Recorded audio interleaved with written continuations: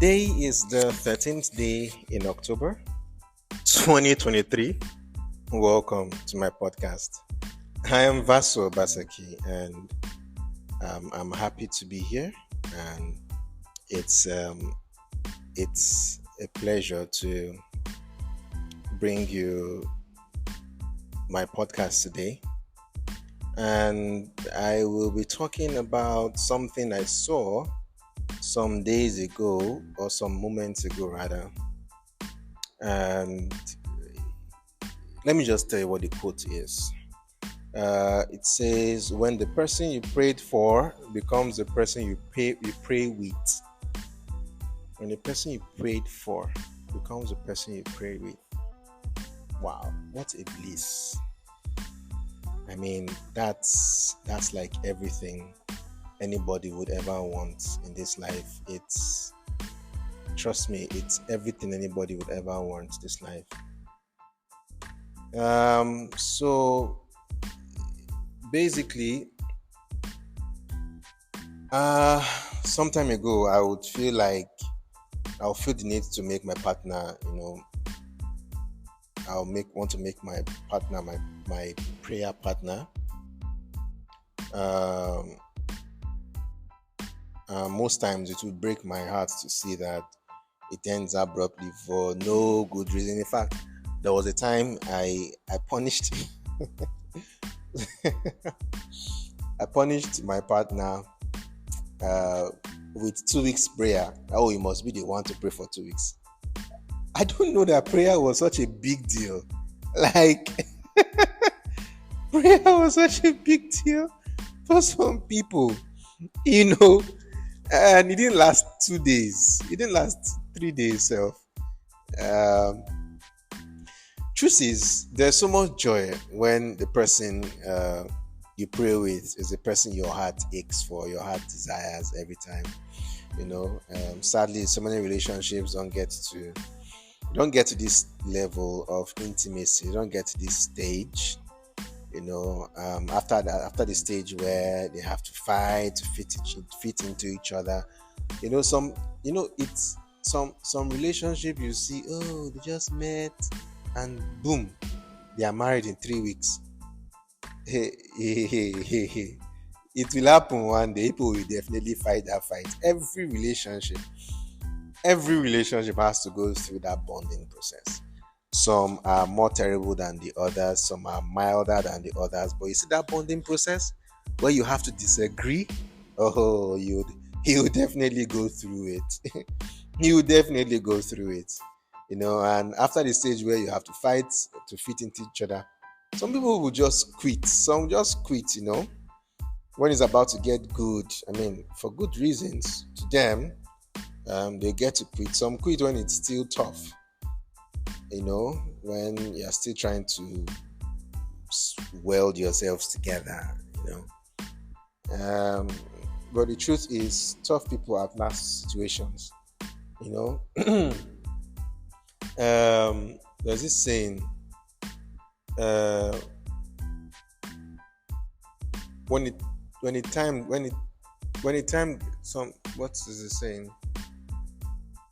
Uh, oh God, why do I have to forget it right now? It talks about people at last being the tough people get to outlast situations. I don't know why I'm actually forgetting it right now. you know Sometimes I ask God to make my relationship an example, of what trying together in winning together looks like. But those times my partner will either quit, or you get too tired to carry on. And I'm not saying like I've had a million partners. I'm just saying,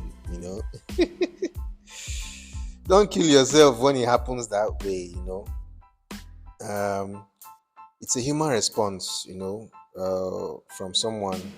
For someone to just walk away when it's getting better, it just means that you have more work to do, and your path is such a wonderful path that, I mean, when you finally come out, you know, it's gonna be like really, really, really wonderful. Um, Tough situations don't laugh. Only tough people last. So tough situations don't last. Only tough people last. Yes, that's what I mean. Most relationships need that. They really need that toughness, to endure what's coming ahead.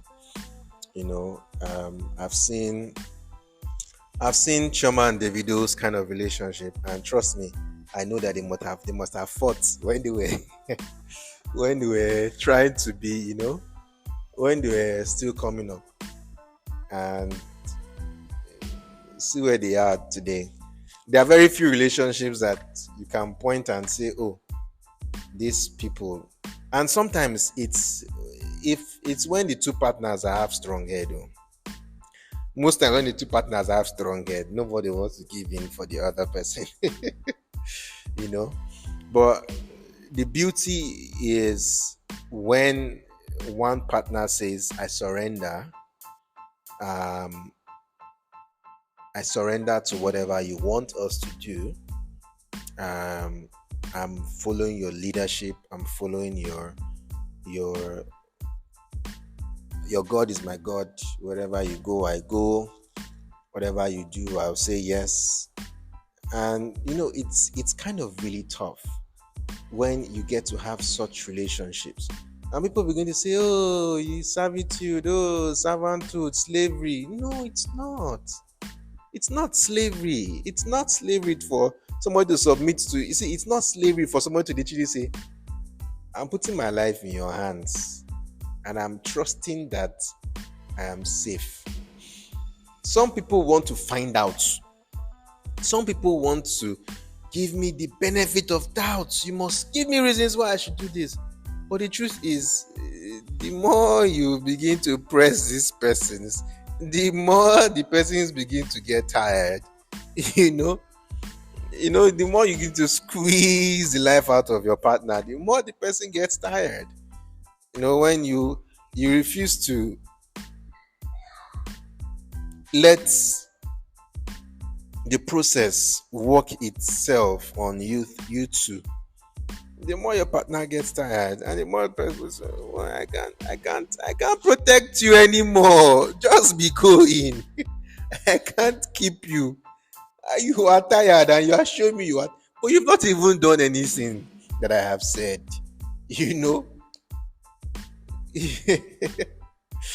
Yeah. There's. I hope this person will forgive me for using this as an example. There's this couple I heard of recently. They are married, and hopefully, possibly, they had a blissful lover relationship. They had a wonderful relationship, but now they are married, and auntie wants to be Miss Independent. Her husband can't tell her what to do. The man would not submit. He would not succumb. He will not compromise. She is not compromising. They're always fighting. It's one problem to another every day. And I asked myself, isn't it easier when your man says, "Trust me," even when it is not something that you like? Trust the process. Somebody sometimes said something recently. He said, sadly, a lot of fathers are usually right when they've passed on,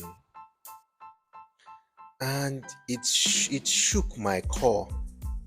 It shook my core because, a lot of us, well, minus me, because I didn't get to have a father. He died when I was very young. But a lot of people don't see the importance of the protection of the father till they are no more, and they now have to face life's toughest decisions. That time your father said, "Don't go there, don't do this." You're like, "No, I must do it. and then he's always there to protect you when it gets real. But then you now realize that, ah, if daddy was here, he would have protected me from this thing. And it starts from the relationships. Is your partner, your spouse, your wife, your girlfriend, is she trusting your leadership, or is she just looking at you and saying, I'm waiting for the day that I will pounce on you and walk away from this relationship? Is your boyfriend or your husband, is he leading you, or is he saying, do what you like, when you are ready to come, you will come? See, relationships are not rosy. Yes, I said it.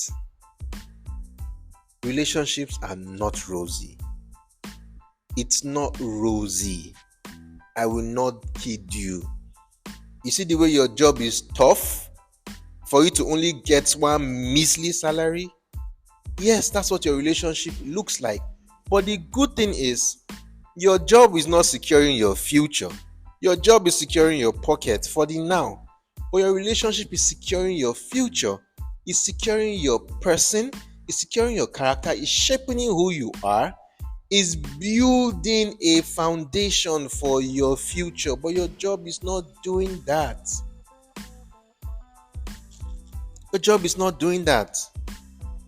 That man that is telling you, no, don't buy that wig, use the money to do that course you want to do, he is planning better for your future, because he knows that if you put that 200k you want to use in buying wig, if you put that money into doing a course, or if you put that money into that business will buy the wigs you want to buy.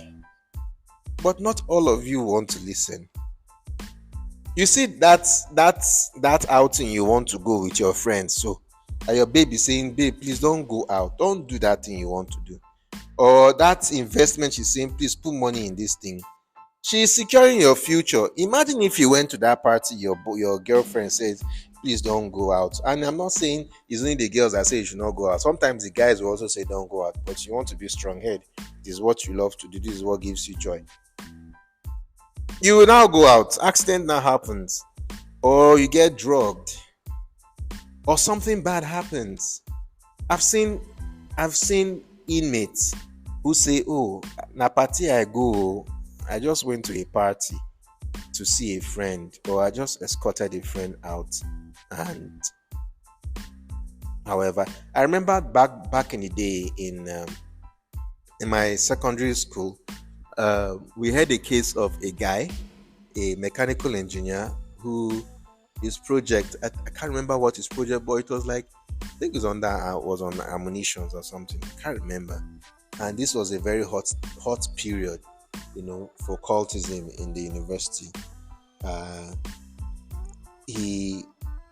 Early in the morning, police were chasing some guy, and the guy went through his compound or went through his house or something. The guy came out and they took him, and they went into his house, searched his house, and saw his project, and thought that, oh, he's making guns, or he's making ammunition, he's making weapons. And they killed him. I still remember seeing his dead body in a police station. Nobody knew what happened till months and months later, when he now found out that the person that was actually running from the police was a different person from the person that was killed. The deed has been done. Justice for what? Whether you get justice or you don't get justice, that life is gone. I used to tell people that I'm a very preventive person. And as much as possible, I know being preventive sometimes will deprive you of certain joy or experience or whatever. No problem. I want to prevent it. Thank you very much. I don't want to experience the tragedy that it comes with. And a lot of times when I used to tell people around me, oh, these things you're trying to do, take caution. It's not because I don't want to enjoy my life. Oh, I want to go out and enjoy my life and have fun, be with friends, eat good food, wear good clothes. But you see, what you have in your account is 50,000 naira. That cloth is 25,000 naira. Your transport going out is 10,000 naira. Last, you spend 15k outside. And God is telling you, and this is a practical experience. It's a practical experience. I paid for something and God told me not to pay for it yet. I paid for it and I regretted it. And your preventive instinct is saying, no, don't do it, don't do it, don't do it, don't do it, don't do it, don't do it. And then you do it, you now fall victim. And you now start saying, God, why? God, how? God, when? I'm laughing at myself, not you, because me that I'm talking about it. I'm talking about it. It has happened to me even recent times. I'm not saying just recent times, even today as I was speaking. When it happened, I was just laughing at myself, like, see yourself. But the truth is, like, I would always say two kinds of wisdom: the wisdom you learn from people's experiences and the wisdom you learn from your experience. I rather the one I learn from people's experiences, because the trauma that it comes with when it's your experience, I'm not sure you want to experience that trauma. Now back to the conversation. The feeling that you have, or the feeling that you derive, or the feeling that comes on you from having to pray with the person you have prayed for to be with, it's immeasurable. And this may not just be in relationships. It could be that, your pastor, you've been praying that, this man will just lay his hands on me, and then today you find yourself being your pastor's prayer partner. Wouldn't that be amazing? That would be like, ooh, for me, like, ooh, amazing. So, what I'm trying to say here is, in whatever level you are, whatever stage you are, and I'm also talking to myself, if you have to go through a particular process and the process might not look good for you, the process might look really tasking, trust me, go through it. Go through that process. It will look like hell. But you see, if you have to prevent it, if you have an alternative, then prevent it. If you do not have an alternative, go through it with your head high. Because every process serves its purpose in time. Yes, it does. They serve their purpose in time. And it's only logical for you to have your own kind of experience. I know sometimes your partner will not want you to have that experience. Yeah, it's good. It's okay to not have that experience too, but it's also okay if you actually have that experience and you could have prevented it sharp, but you now have that experience and now you are scarred. Scars are not bad. Scars are actually good, but it's okay if you don't have to get that scar. So what I'm saying is, if you have to stay long, I know it's not the best place to be when you now have to fight, you have to quarrel, you have to do this, you have to do that. If it's going to take you to your desired destination, by all means. But if you can just be submitted to that person that is in your life,